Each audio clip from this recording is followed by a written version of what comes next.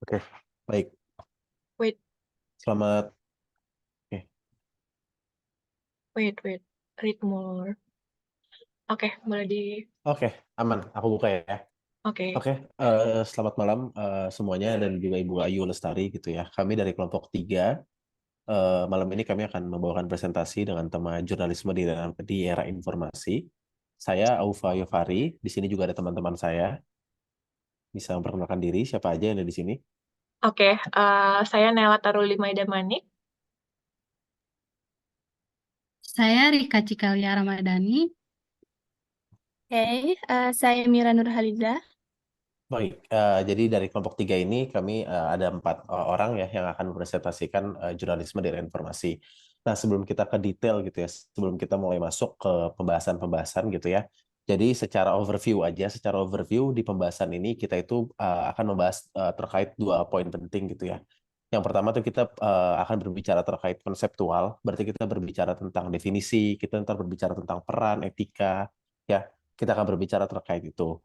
Nah, kita juga nanti akan ada pembahasan yang sifatnya kontekstual gitu. Ketika kita nanti ngomongin terkait apa sih efek transformasi, kemudian contoh kasusnya seperti apa, tantangan jurnalisme seperti apa. Jadi nanti dari presentasi ini kita bisa tahu semuanya secara menyeluruh, secara holistik, kira-kira apa itu pembahasan jurnalisme di era informasi. Nah, selanjutnya bisa dibantu oleh anggota lain. Silahkan. Nah, jurnalisme adalah salah satu istilah yang sering didengar ketika berbincang tentang broadcast atau kewartawanan. Istilah ini pada mulanya digunakan pada reportase berita dalam media cetak seperti koran dan majalah. Tetapi seiring persebaran informasi yang kian berkembang, dalam memperoleh informasi, istilah ini diperluas hingga mencakup media elektronik atau media internet. Lalu apa sih definisi jurnalisme di era informasi? Nah, jurnalisme di era informasi adalah praktik menyusun, mengumpulkan, dan menyampaikan informasi kepada masyarakat melalui berbagai media dalam konteks era informasi.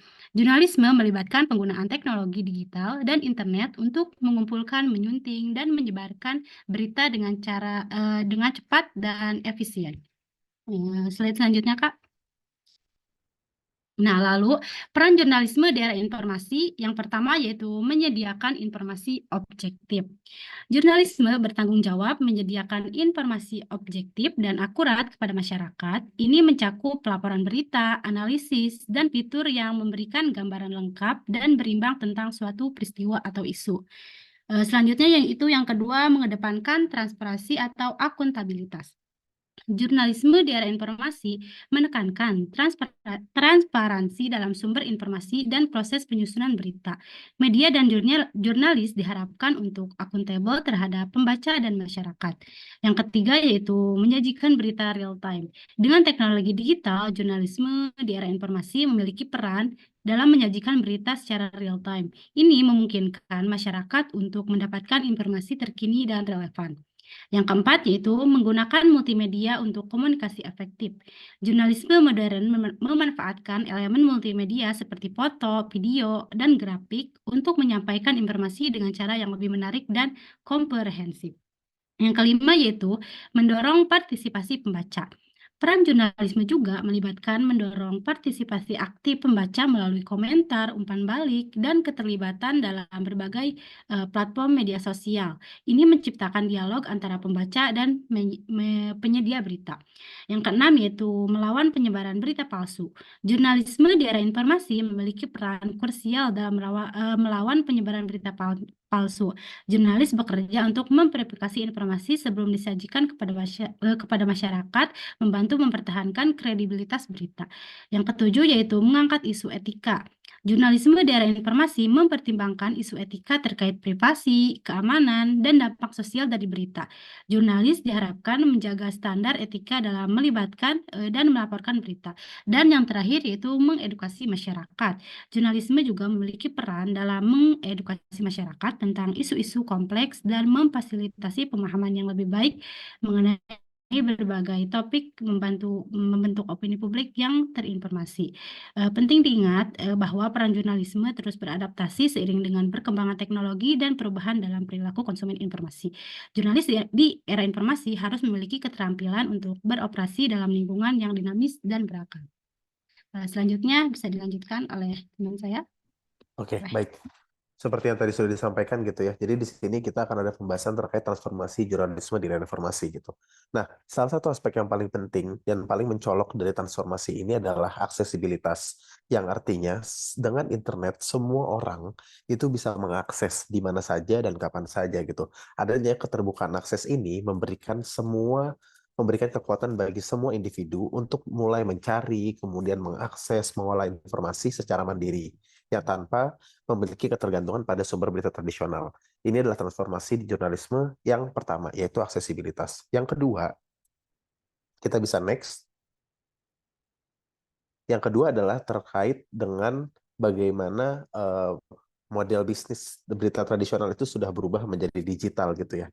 Jadi semua orang itu yang bekerja di jurnalisme itu mereka kini punya tantangan yang sangat penting gitu, tantangan untuk merubah habit mereka dari yang sifatnya tradisional untuk menjadi digital, yang mana semua ini akan mempengaruhi dari strategi bisnis mereka, kemudian dari cara mereka revenue, ya mereka mencari model model keuangan, model bisnis. Hal ini tidak bisa dielakkan akan merubah ataupun menjadikan jurnalisme di era informasi menjadi berbeda dibanding yang sebelumnya. Kita bisa lanjut, next. Nah, ini kita masuk ke ciri-ciri jurnalisme tadi, next. Oke, di sini ciri-ciri jurnalisme di era informasi tentunya ada banyak ya. Kita bisa ngomongin kecepatan, interaktivitas, semua segala macam ini. Tapi pada intinya adalah ciri-ciri jurnalisme itu dia pasti akan bergantung pada cepatnya laju ataupun alur informasi. Begitu juga dia pasti akan interaktivitas, yang mana interaktivitas sendiri adalah bagaimana manusia itu mempunyai relasi dengan ekosistem digital yang ada di era informasi ini gitu. Tentunya dengan multimedia, media sekarang mulai berkembang, banyaknya cara orang mengoperasi digitalisasi ini merubah ciri-ciri jurnalisme dari konvensional ke modern gitu.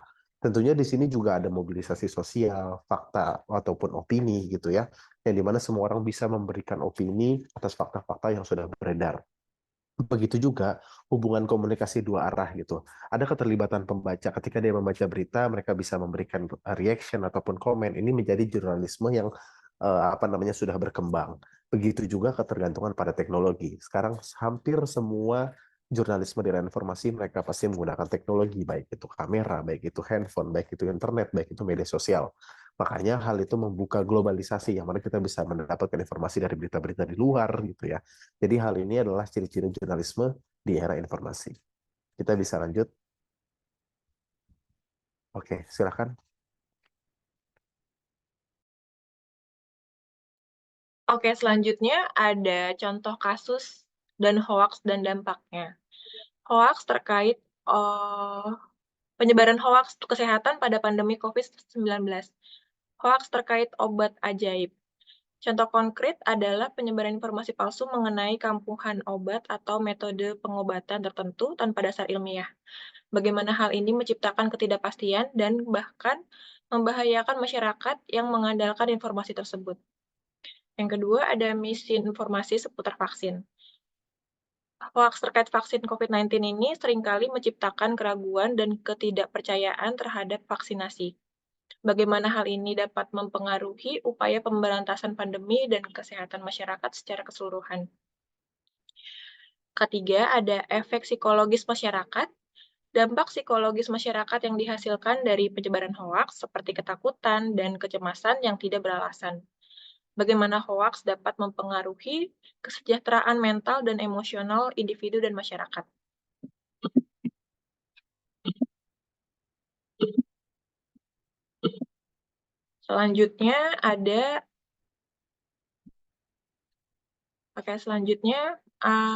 Contoh selanjutnya adalah pengaruh terhadap kebijakan kesehatan.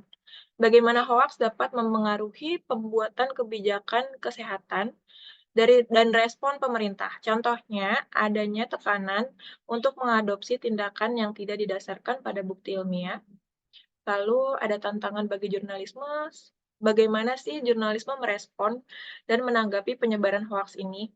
Apakah ada tantangan khusus yang dihadapi oleh wartawan dalam menyajikan informasi yang benar dan dapat dipercaya? Karena saat-saat ini beberapa masyarakat Indonesia kadang lebih percaya seperti apa yang disebarkan di media-media platform instan seperti sosial media, Instagram atau Facebook dan lain-lain. Yang padahal kebenaran beritanya itu belum tentu valid karena yang menyebarkan itu adalah jurnalisme instan yang tidak menerapkan ilmu jurnalisme profesional seperti verifikasi berita sebelum menyebarkan. Selanjutnya, apa sih tantangan jurnalisme di era digital? Jurnalis media massa tidak lagi hanya bersaing dan berkompetensi dengan sesama media massa. Seperti jurnalisme kini juga harus bersaing dengan algoritma mesin pencari atau platform digital dalam menghadirkan informasi kepada masyarakat. Jurnalis dituntut harus menjadi pembeda di antara informasi yang tidak terbatas dan lebih kreatif. Selanjutnya, tantangan kemunculan jurnalisme instan dan informasi hoaks seperti yang saya tadi sudah sebutkan. Jurnalisme instan adalah jurnalisme yang mengutip begitu saja sumber informasi, misalnya dari media-media sosial, tanpa melakukan verifikasi dan pembuktian kebenarannya, yang memungkinkan mengakibatkan terjadinya penyebaran berita hoaks.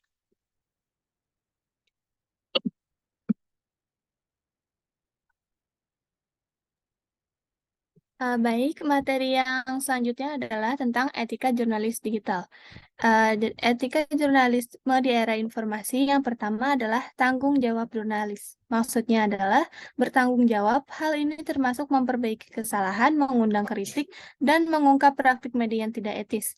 Kemudian yang kedua adalah independensi dan kemerdekaan, yaitu bertindak mandiri. Hal ini termasuk menghindari konflik kepentingan dan korupsi, serta menolak upaya pengiklanan kelompok kepentingan khusus untuk mempengaruhi media berita. Kemudian yang ketiga adalah sumber dan verifikasi. Hal ini mencakup pengecekan fakta, tidak sengaja memutarbalikkan informasi, mengidentifikasi sumber, menghindar dan mendukung pertukaran pendapat secara terbuka. Kemudian yang keempat adalah keadilan dan berimbang. Seorang jurnalis selalu menguji informasi, memberitahukan secara berimbang, dan tidak mencampurkan fakta dan opini yang menghakimi, serta menerapkan asas praduga yang bersalah. Kemudian yang kelima adalah transparansi dalam proses jurnalisme. Yang dimaksud transparansi adalah prinsip etika yang paling baru diterapkan bagi seorang jurnalis profesional. Meskipun prinsip ini sudah ada sejak hampir 1 abad yang lalu, tetapi transparansi etika ini baru lahir dan baru diakui secara resmi di akhir-akhir ini. Jadi, jurnalis dan organisasi berita masih dalam proses menemukan cara untuk terlibat secara terbuka dengan publik, yaitu menunjukkan proses produksi jurnalis dan membangun hubungan dengan komunitas mereka. Dan itu yang termasuk dengan transparansi dalam proses jurnalisme. Kemudian yang terakhir adalah pertimbangan etis dalam penggunaan teknologi. Seperti yang kita tahu, perkembangan teknologi saat ini sudah begitu pesat dan mengubah sebagian besar kehidupan kita. Tidak hanya teknologi, tentu dan juga teknologi dapat mempermudah kita dalam mengakses informasi. Namun, di sisi lain, teknologi juga memiliki dampak negatif yang perlu kita waspadai. Dan ada beberapa masalah etika paling penting dalam teknologi. Dan juga beberapa tantangan etika diantaranya seperti penyalahgunaan informasi pribadi, hoaks, dan penyebaran informasi yang salah, dan kurangnya akuntabilitas dalam media. Boleh ke slide selanjutnya?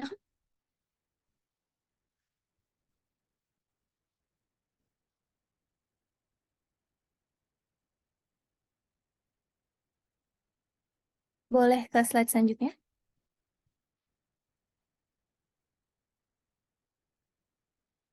Baik, kesimpulan pada presentasi kali ini adalah jurnalisme bukan hanya sekedar menyampaikan informasi, tetapi merupakan pilar fundamental bagi kesehatan demokrasi dan keterlibatan masyarakat. Dalam dunia yang tentu berubah ini, peran jurnalisme menjadi semakin krusial dalam menyediakan informasi yang akurat, mendalam, dan relevan. Penting untuk diingat bahwa jurnalisme di era informasi tidak hanya tentang kecepatan penyebaran berita, tetapi juga tentang memelihara integritas dan kredibilitas. Tantangan yang dihadapi jurnalis seperti menghadapi hoaks, bersaing dengan media sosial, dan mempertahankan keadilan, dan juga membutuhkan kewaspadaan dan kebijakan. Oke, sekian materi dari Baik, sekian materi dari kami, kelompok 3, dengan judul Jurnalisme di Era Informasi. Terima kasih banyak.